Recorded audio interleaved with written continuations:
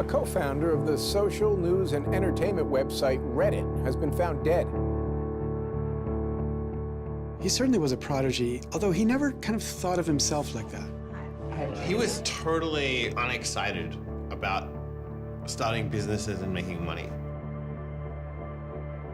There's a profound sense of loss tonight in Highland Park, Aaron Swartz's hometown, as loved ones say goodbye to one of the internet's brightest lights. Open access and computer activists are mourning his loss. An astonishing intellect. You talk to people who knew him. He was killed by the government, and MIT betrayed all of its basic principles. They wanted to make an example out of him, okay? Governments have an insatiable desire to control. He was potentially facing 35 years in prison and a $1 million fine. Raising questions of prosecutorial zeal, and I would say even misconduct. Have you looked into that particular matter and reached any conclusions? Growing up, I slowly had this process of realizing that all the things around me that people had told me were just the natural way things were, the way things always would be. They weren't natural at all. They were things that could be changed, and they were things that, more importantly, were wrong and should change. And once I realized that, there was really kind of no going back.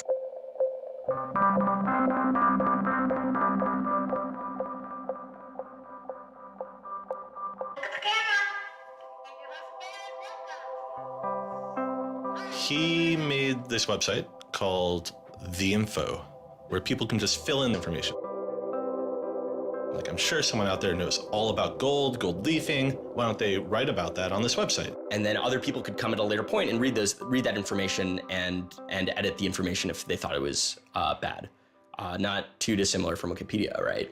And this was before Wikipedia had begun, and this was developed by a 12-year-old in his room by himself, running on, this tiny server using ancient technology. And one of the teachers responds like, "This is a terrible idea. You can't just let anyone author the encyclopedia. The whole reason we have scholars is to write these books for us. How could you ever have such a terrible idea?" Me and my other brother would be like, "Oh, yeah, Wikipedia is cool, but we had that in our house 5 years ago." Aaron's website, theinfo.org, wins a school competition hosted by the Cambridge-based web design firm Ars Digita. I was very frustrated with school. I thought, the teachers didn't know what they were talking about, and they were very domineering and controlling, and the homework was kind of a sham, and it was just all the way to pin students together and force them to do busy work. And, I started reading books about the history of education and how this educational system was developed, and alternatives to it in ways that people could actually learn things as opposed to just regurgitating facts their teachers told them. And that kind of led me down this path of questioning things. Once I questioned the school I was in, I questioned the society that built the school, I questioned the businesses that the schools were training people for, and I questioned the government that, set up this whole structure.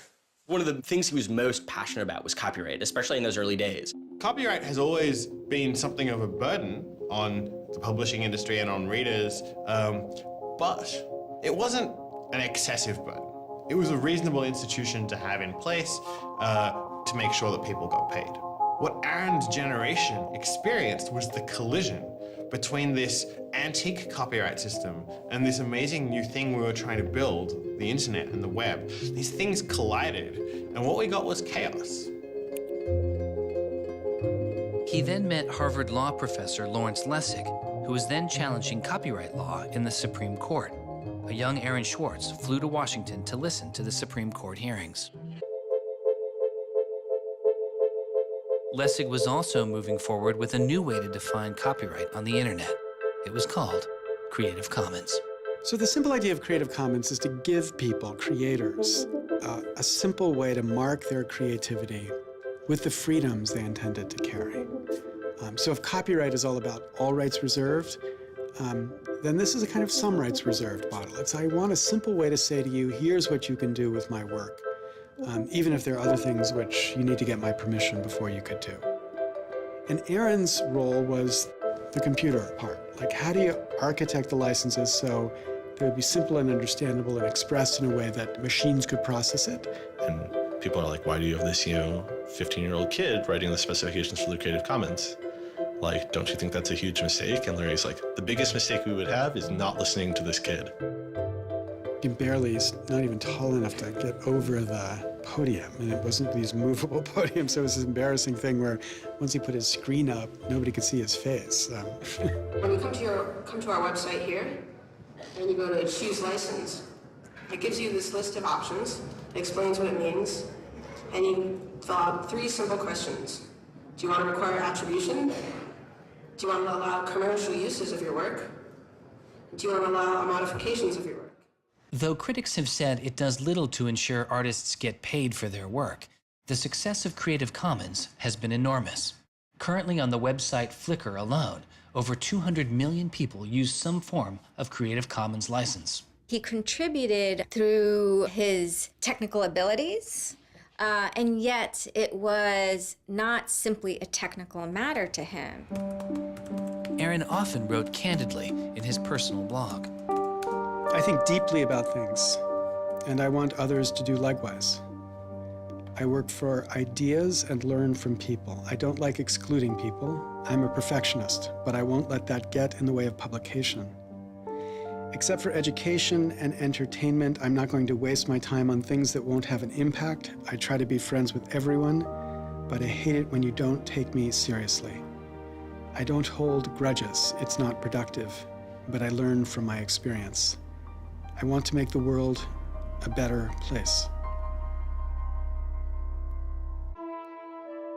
Schwartz threw his energy into a string of new projects involving access to public information, including an accountability website called watchdog.net and a project called the Open Library.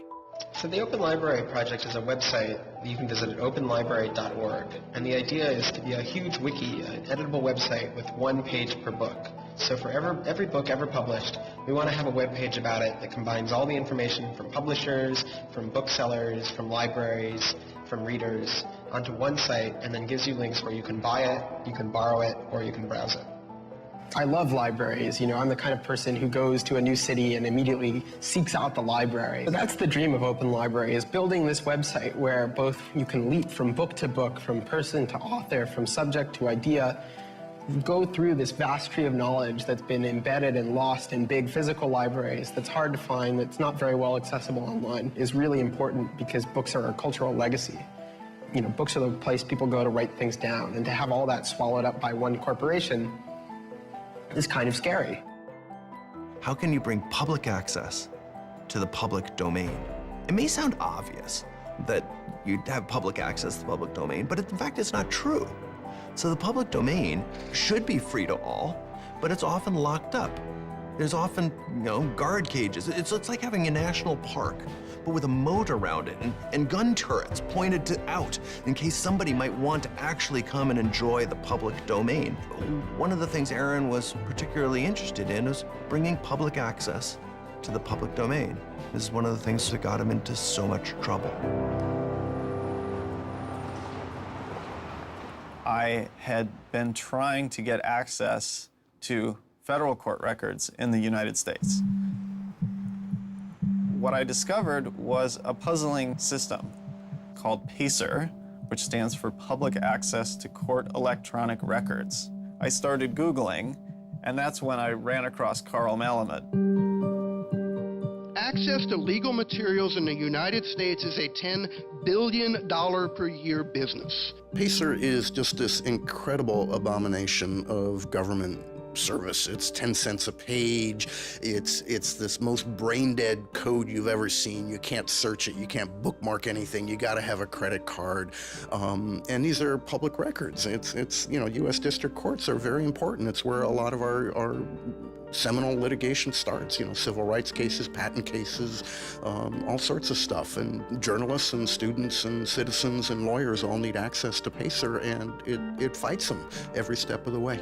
People without means can't see the law as readily as people that have that gold American Express card. It's a poll tax on access to justice. The law is the operating system of our democracy, and you have to pay to see it.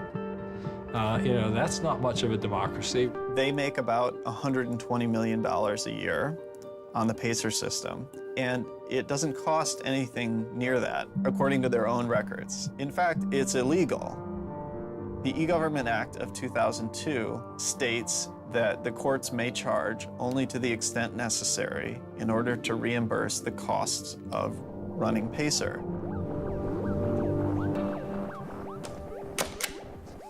As the founder of public.resource.org, Malamud wanted to protest the PACER charges. He started a program called the PACER Recycling Project, where people could upload PACER documents they had already paid for to a free database so others could use them. The PACER people were getting a lot of flack from Congress and others about public access. And so they put together this system. In 17 libraries across the country, there was free PACER access. You know, that's one library every 22,000 square miles, I believe. So it wasn't like really convenient. I encouraged volunteers to join the so-called thumb drive corps and download docs from the public access libraries, upload them to the PACER recycling site. People take a thumb drive into one of these libraries and they download a bunch of documents and they send them to me. And nothing, I mean, it was just a joke. In fact, when you clicked on Thumb Drive Core, there was a Wizard of Oz, you know, the Munchkins singing, so a little video clip came up. We represent the lollipop, yeah. But of course, I get this phone call from Steve Schultz and Aaron saying, gee, we'd like to join the Thumb Drive Core. Around that time, I ran into Aaron at a conference. This is something that really has to be a collaboration between a lot of different people. So I approached him and I said, hey, I'm thinking about an intervention on the PACER problem. Schultz had already developed a program that could automatically download PACER documents from the trial libraries. Schwartz wanted to take a look. So I showed him the code.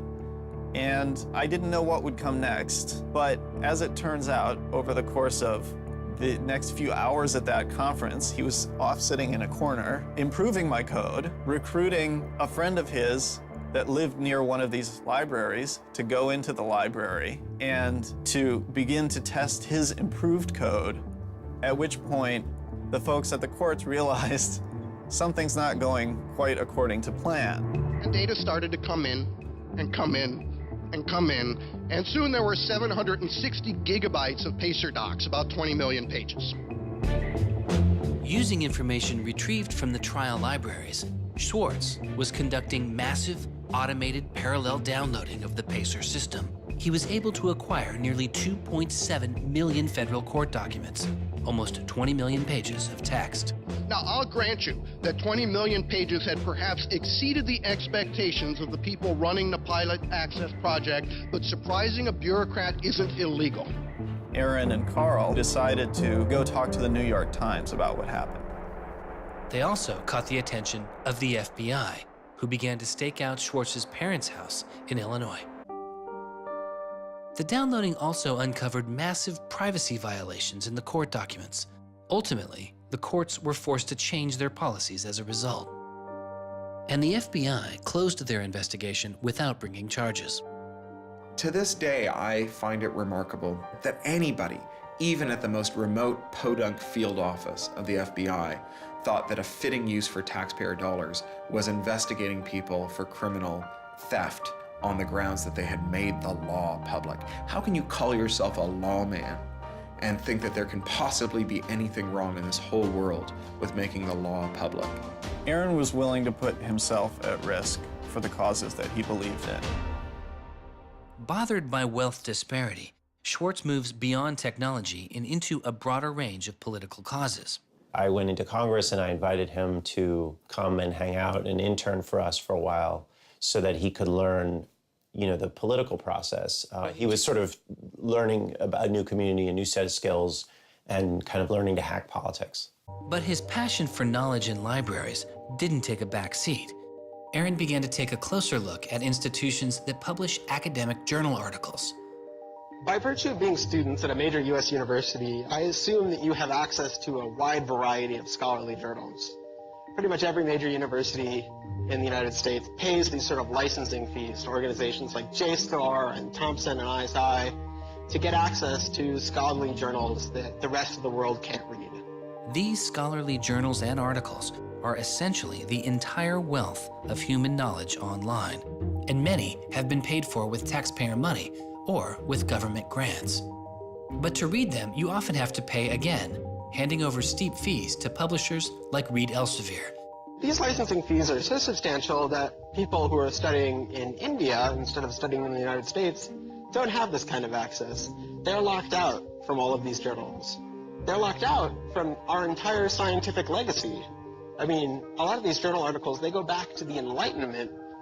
Every time someone has written down a scientific paper, it's been scanned and digitized and put in these collections. That is a legacy that has been brought to us by the history of people doing interesting work, the history of scientists. It's a legacy that should belong to us as a commons, as a people, but instead it's been locked up and put online by a handful of for-profit corporations who then try and get the maximum profit they can out of it.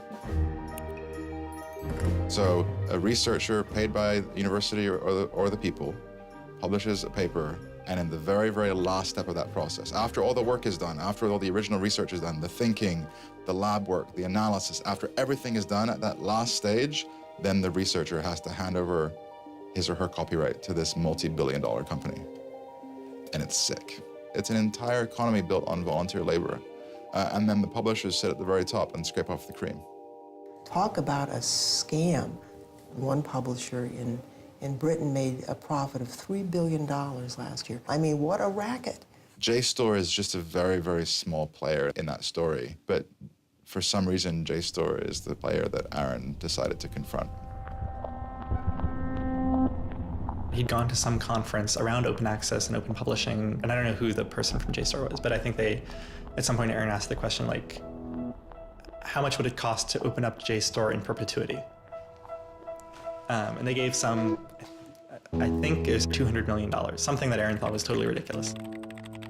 Working on a fellowship at Harvard, he knew users on MIT's famously open and fast network Nextdoor had authorized access to the riches of JSTOR. Schwartz saw an opportunity. You have a key to those gates.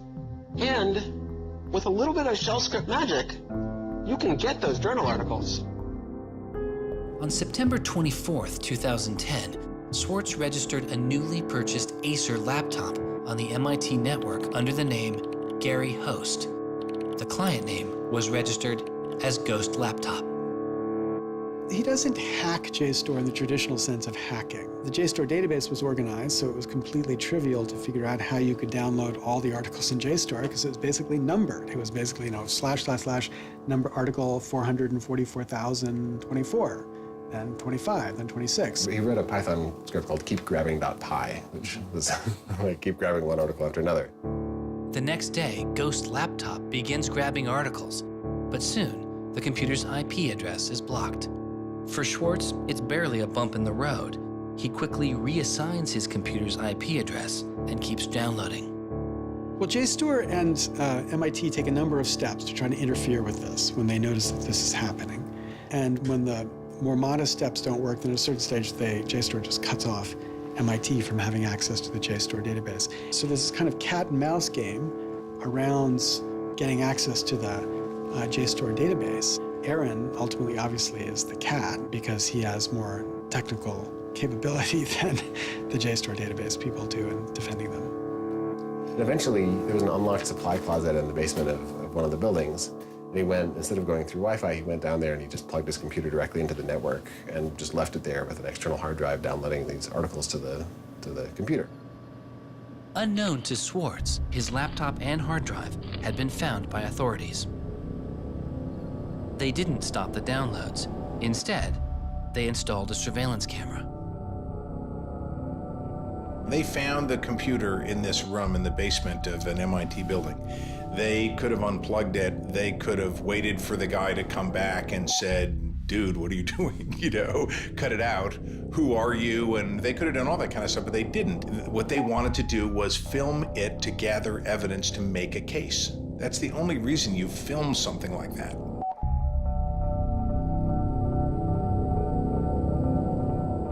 At first, the only person caught on the glitchy surveillance camera was using the closet as a place to store bottles and cans.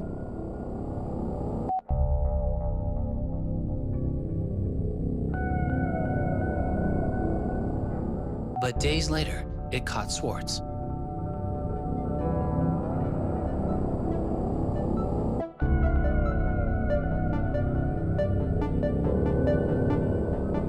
Schwartz is replacing a hard drive. He takes it out of his backpack, leans out of frame for about 5 minutes, and then leaves.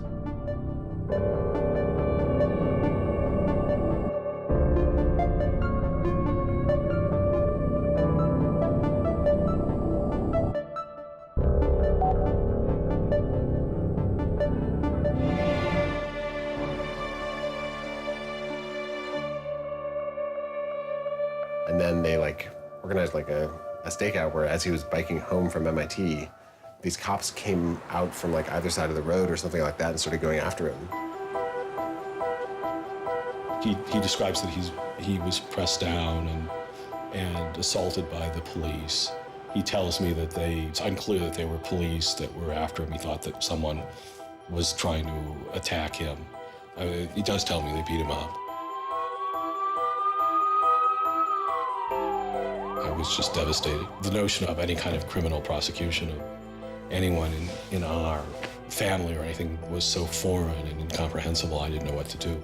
Well, they execute search warrants at Aaron's house, his apartment in Cambridge, and his office at Harvard.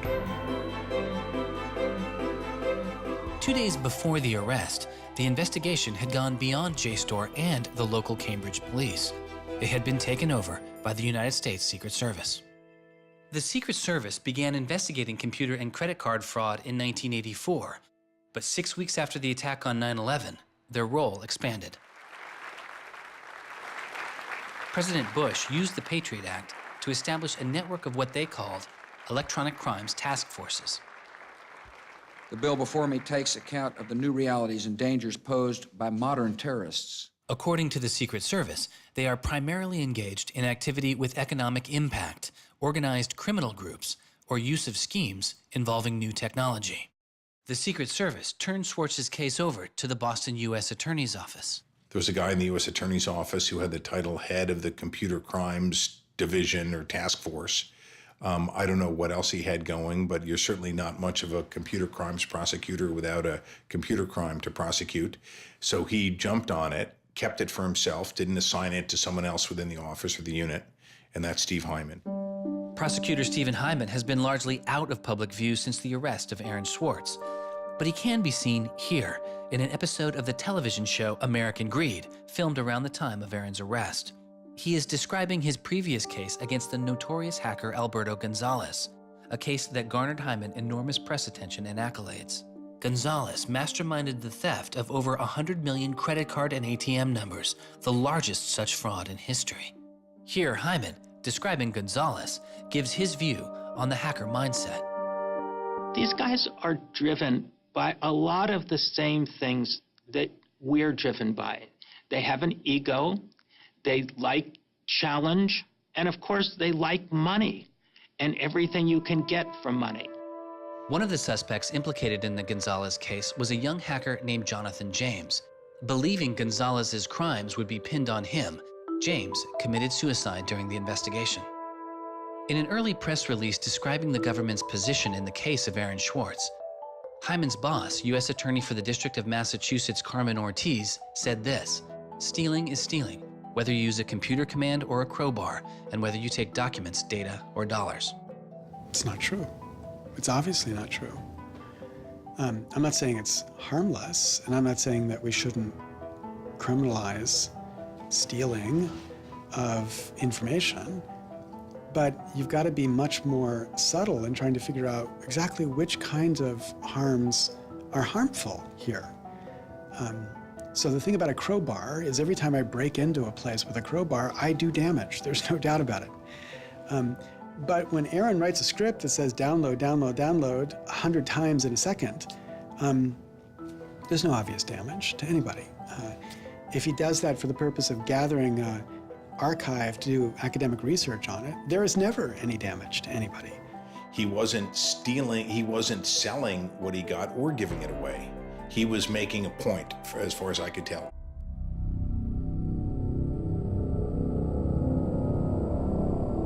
Before he was indicted, Schwartz was offered a plea deal that involved 3 months in prison, time in a halfway house, and a year of home detention, all without the use of a computer. It was on the condition that Schwartz plead guilty to a felony. Here we are. We have no discovery, no evidence whatsoever about what the government's case is, and we have to make this immense decision where the lawyer is pushing you to do this, the government is giving you a non-negotiable demand, and you're told that your likelihood of prevailing is small, so whether you're guilty or not, you're better off taking the deal. Boston has its own computer crimes division with lots of lawyers, probably more lawyers than they need. So, you can imagine all sorts of cases where it'd be really hard to prosecute because you've got some criminals in Russia, or you've got some people inside of a corporation that are going to have $500 lawyers or $700 an hour lawyers sitting down against you.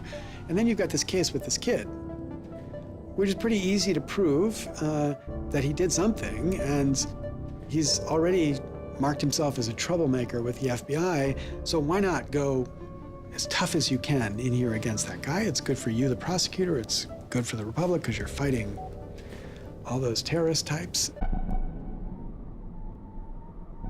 Schwartz turned down the plea deal. Hyman redoubled his efforts. Hyman continued to press us at all levels.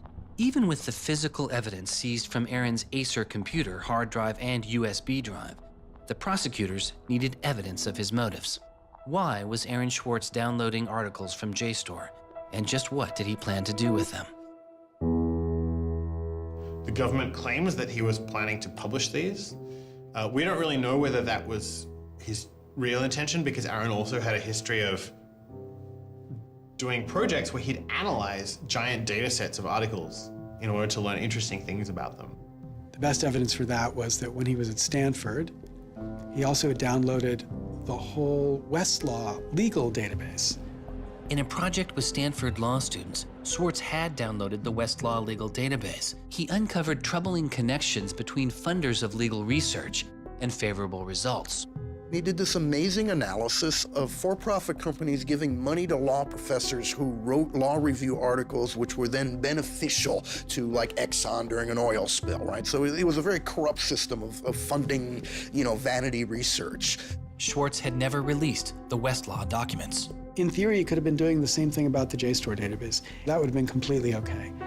If he were, on the other hand, intending to create a competitive service to JSTOR, like we're going to set up our own, access to the Harvard Law Review and charge, money for it, then, okay, now it seems like criminal violation because you're commercially trying to exploit this material, but it's kind of crazy to imagine that's what he was doing. So, but then there's the middle case. Well, what if he was just trying to liberate it for all of the developing world? But depending on what he was doing, it creates a very different character to how the law should be thinking about it. The government was prosecuting him as if this was like a commercial criminal violation, like stealing a whole bunch of credit card records. It was that kind of crime. I don't know what he was going to do with that database, but I heard from a friend of his that Aaron had told him he was going to analyze the data for evidence of corporate funding of climate change research that led to biased results. And I totally believe that. This is the Guerrilla Open Access Manifesto, supposedly written in July 2008 in Italy. Information is power, but like all power, there are those who want to keep it for themselves. The world's entire scientific and cultural heritage, published over centuries in books and journals, is increasingly being digitized and locked up by a handful of private corporations. Meanwhile, those who have been locked out are not standing idly by. You've been sneaking through holes and climbing over fences, liberating the information locked up by the publishers and sharing them with your friends. But all this action goes on in the dark, hidden underground. It's called stealing or piracy, as if sharing a wealth of knowledge were the moral equivalent of plundering a ship and murdering its crew. But sharing isn't immoral, it's a moral imperative. Only those blinded by greed would refuse to let a friend make a copy. There's no justice in following unjust laws. It's time to come into the light and, in the grand tradition of civil disobedience, declare our opposition to this private theft of public culture. The manifesto itself was allegedly written by 4 different people and also edited by Norton, but it was Schwartz who had signed his name to it. On July 14, 2011, federal prosecutors indict Schwartz on 4 felony counts. He gets indicted on the same day that like 2 people in England who are part of LulzSec get arrested and like a few other real hackers. And Aaron is just like someone who kind of looks like a hacker, enough that they can like, you know, put his head on a stake and like put it on the gates. Aaron went to surrender and they arrested him. They then strip searched him, took away his shoelaces, took away his belt, and left him in solitary confinement.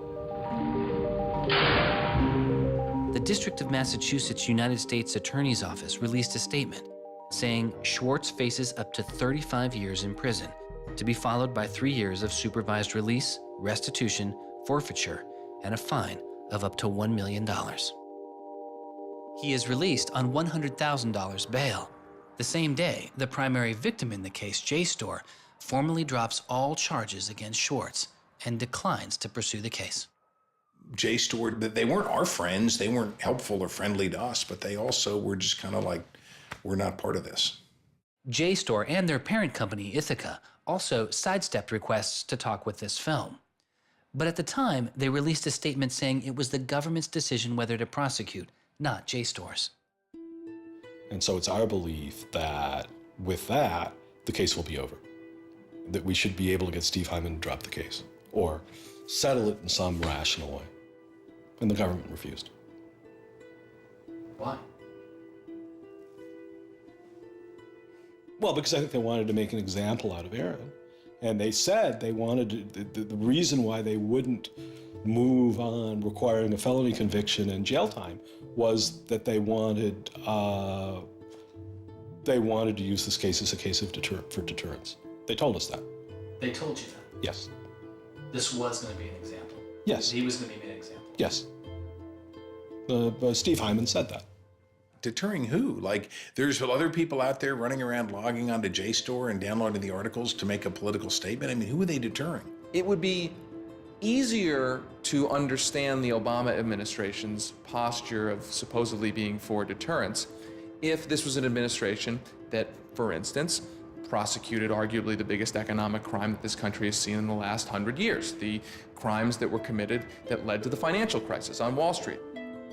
When you start deploying the non-controversial idea of deterrence only selectively, you stop making a dispassionate analysis of lawbreaking, and you started deciding to deploy law enforcement resources specifically on the basis of political ideology. And that's not just undemocratic, it's supposed to be un-American. Prosecutor Stephen Hyman later reportedly told MIT's outside counsel that the straw that broke the camel's back was a press release sent out by an organization Schwartz founded called Demand Progress. According to the MIT account, Hyman reacted to the short statement of support, calling it a wild internet campaign and a foolish move that moved the case from a human one-on-one level to an institutional level.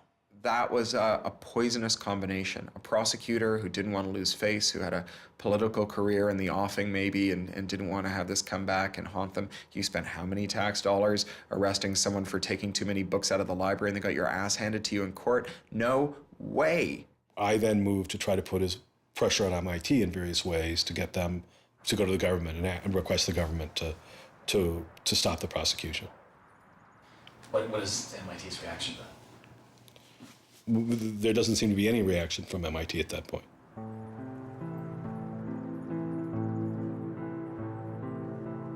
MIT doesn't defend Aaron, which to people inside of the MIT community seems outrageous because MIT is a place that encourages hacking in the biggest sense of the word. At MIT, the idea of going and running around on roofs and tunnels that you weren't allowed to be in was not only a rite of passage, it was part of the MIT tour. And lockpicking was a winter course at MIT. They had the moral authority to stop it in its tracks. MIT never stood up and took a position of saying to the feds, don't do this. We don't want you to do this. You're overreacting. This is too strong, that I'm aware of. They acted kind of like any corporation would. They helped the government. They didn't help us unless they felt they had to. And and they never tried to stop it. MIT declined repeated requests to comment, but they later released a report saying they attempted to maintain a position of neutrality and believed Hyman and the U.S. Attorney's Office did not care what MIT thought or said about the case. MIT's behavior seemed really at odds with the MIT ethos, right? You could argue that MIT turned a blind eye and that was okay for them to do. But taking that stance, taking that neutral stance in and of itself was taking a pro-prosecutor stance. If you look at Steve Jobs and Steve Wozniak, they started by selling a blue box, which was a thing designed to defraud the phone company. If you look at Bill Gates and Paul Allen, they initially started their business by using computer time at Harvard, which was pretty clearly against the rules. The difference between Aaron and the people I just mentioned is that Aaron wanted to make the world a better place. He didn't just want to make money. Schwartz continues to be outspoken on a variety of internet issues. You know, the reason the internet works is because of the competitive marketplace of ideas. And what we need to be focusing on is getting more information about our government, more accessibility, more discussion, more debate. But instead, it seems like what Congress is focused on is shutting things down.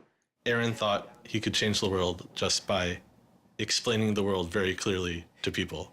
Flame can literally control your computer and make it spy on you. Welcome, Aaron. Good to have you back on the show here. You know, just like spies used to in olden days put microphones and tap what people were saying, now they're using computers to do the same things.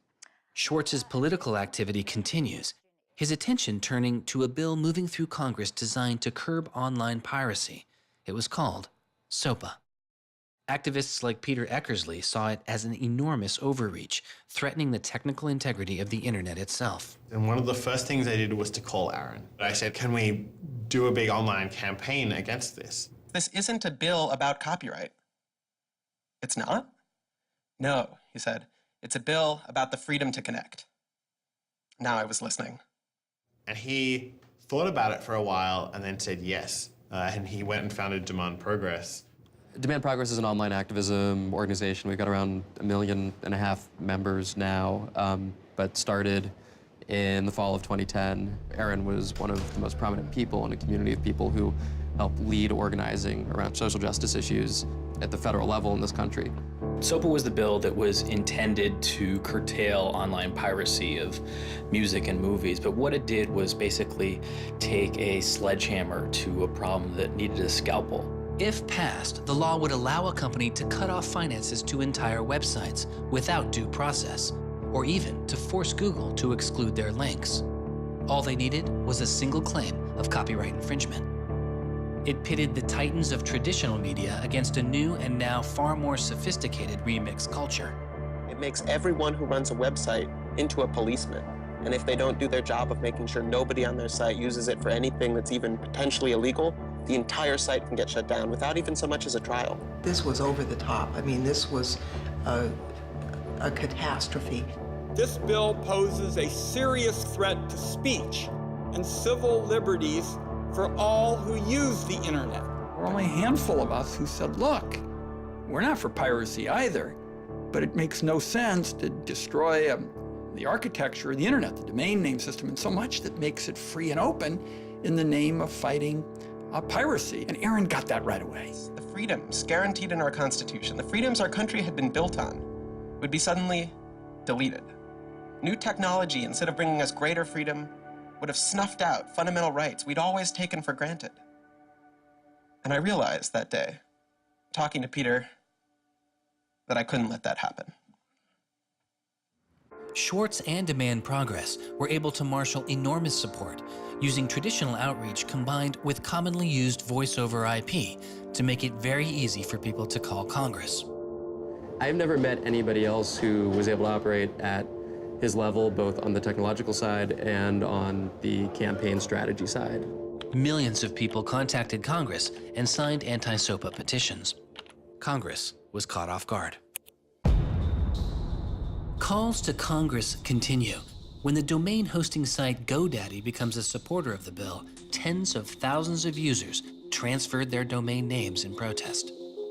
Within a week, a humbled GoDaddy reverses their position on SOPA. When the Congress people that supported the record and movie industries realized that there was this backlash. They kind of scaled the bill back a little bit. You could see the curve happening. You could see that our arguments were starting to resonate. It was like Aaron had been striking a match and it was being blown out. Striking another one was being blown out. And finally he'd managed to catch enough kindling that the flame actually caught, and then it turned into this roaring blaze. On January 16th, 2012, the White House issued a statement saying they didn't support the bill. And then this happened. I'm a big believer that we should be dealing with issues of piracy and we should deal with them in a serious way, but this bill is not the right bill. When Jimmy Wales put his support towards blacking out Wikipedia, the #5 most popular website in the world. This is a website that's on several % of all of the clicks on anywhere on the internet. Wikipedia went black, Reddit went black, Craigslist went black, the phone lines on Capitol Hill flat out melted. Members of Congress started rushing to issue statements retracting their support for the bill that they were promoting just a couple days ago. Within 24 hours, the number of opponents of SOPA in Congress went from this to this. To see congressmen and senators slowly flip sides throughout the day of the blackout was pretty unbelievable. There was like a 100 representative swing.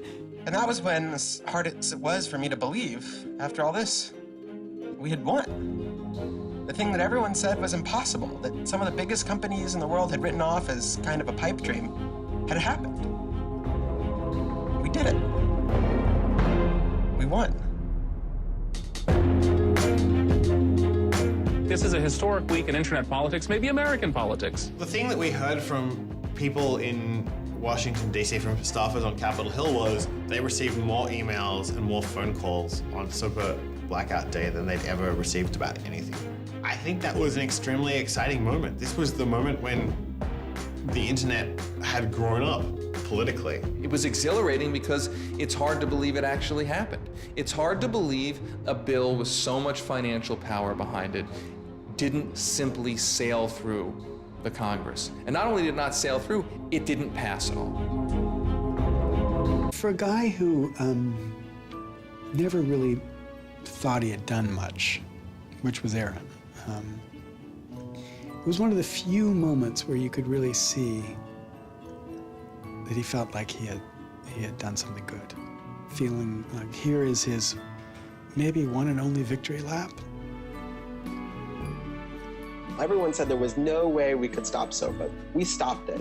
This is 3 outrageously good victories, and the year isn't even over yet. I mean, if there's a time to be positive, it's now. You know, he wins at SOPA a year after he's arrested. It's not unambiguously happy moments. There's a lot going on. He's so attuned towards participating in the political process, you can't stop him. The list of organizations Swartz founded or co-founded is enormous.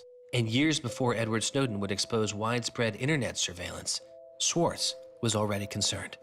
It is shocking to think that the accountability is so lax that they don't even have sort of basic statistics about how big the spying program is.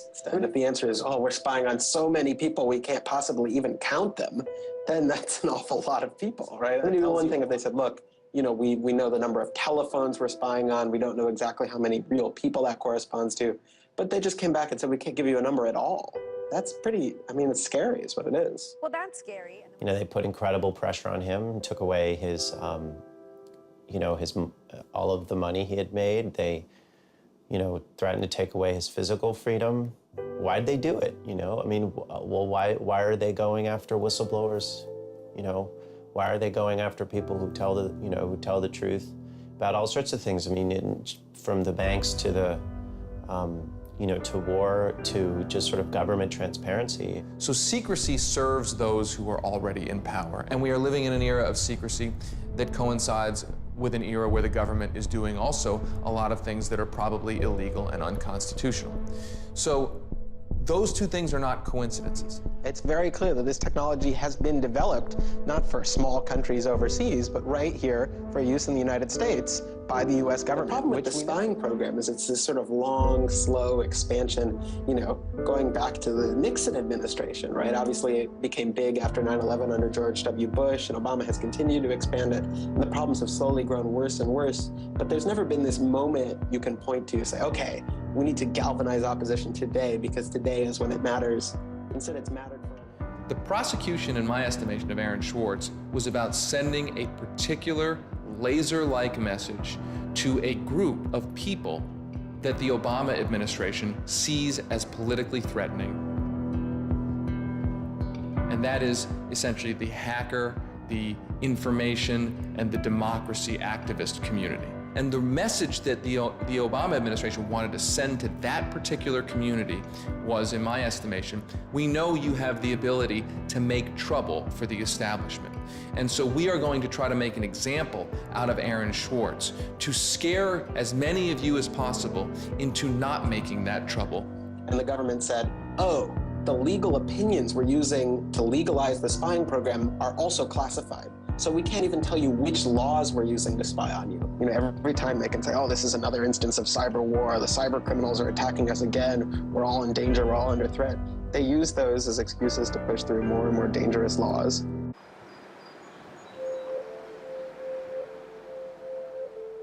On September 12, 2012, federal prosecutors filed a superseding indictment against Swartz, adding additional counts of wire fraud, unauthorized access to a computer, and computer fraud. Now, instead of 4 felony counts, Swartz was facing 13. The prosecution's leverage had dramatically increased, as did Swartz's potential jail time and fines. They filed a separate indictment to add more charges, and they had a theory about why this conduct constituted a number of federal crimes, and that a very significant sentence could attach to it under the law.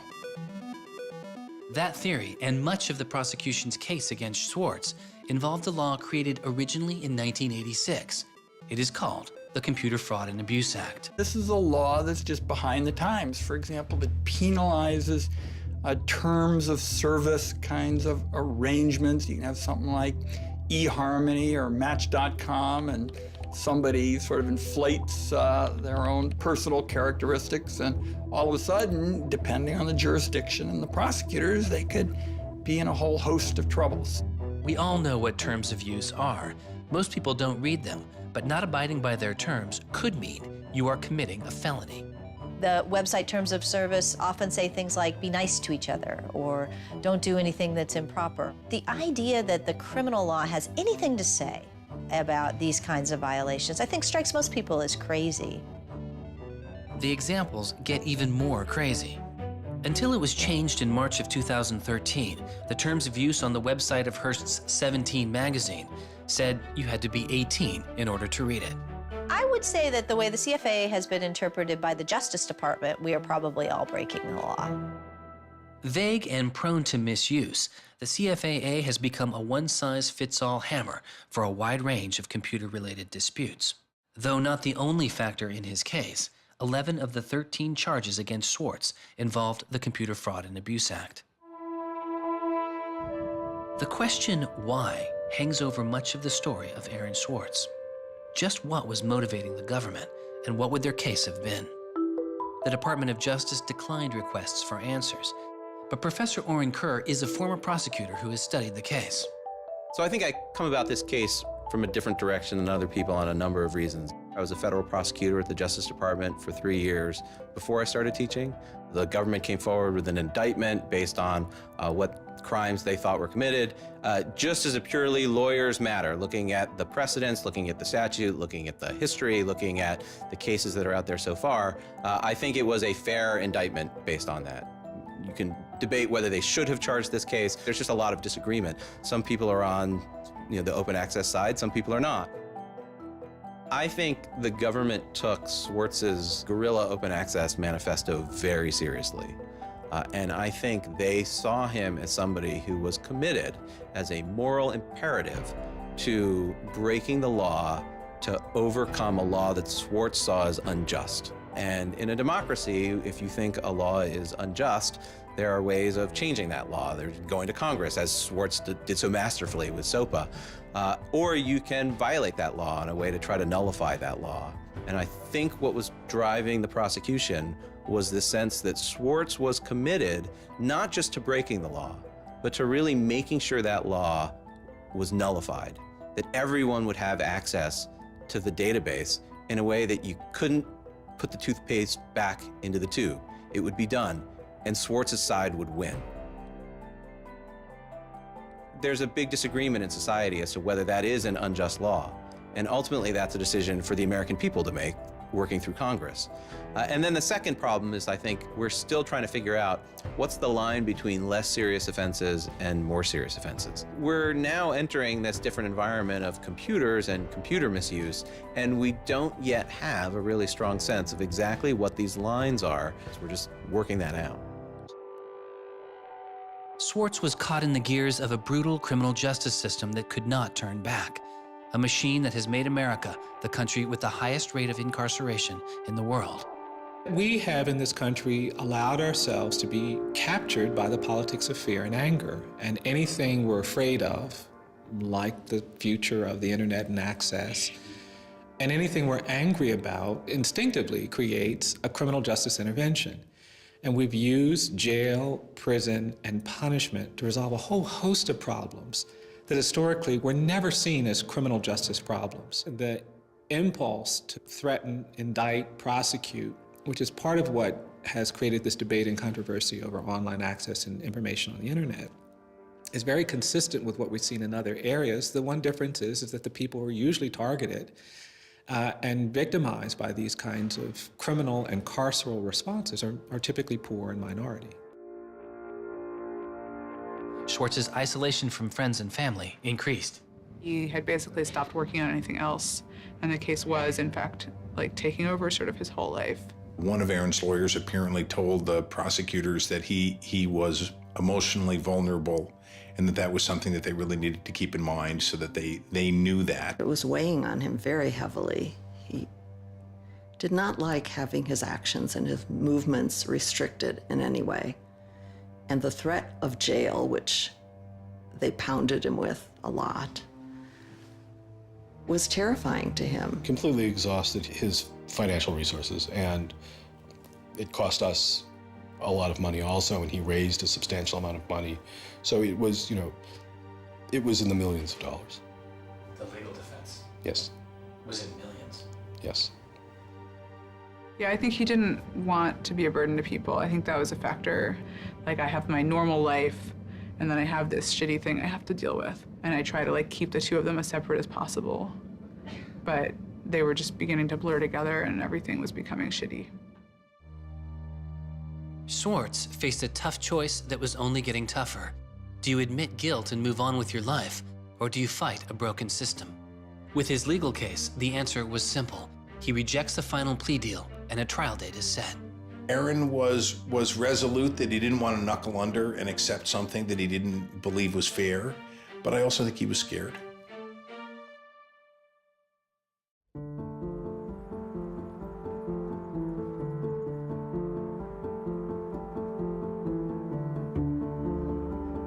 I don't think they would have convicted Aaron. I think we would have walked him out of that courthouse, and I would have given him a big hug, and we would have walked across that little river in Boston and gone and had a couple of beers.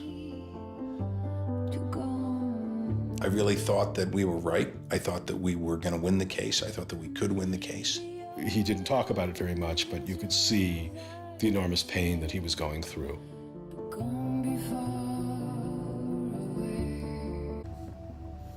Wanderers in this crazy world, we have lost a mentor, a wise elder. Hackers for right, we're one down. We've lost one of our own. Nurturers, carers, listeners, feeders, parents, all, we have lost a child. Let us all weep.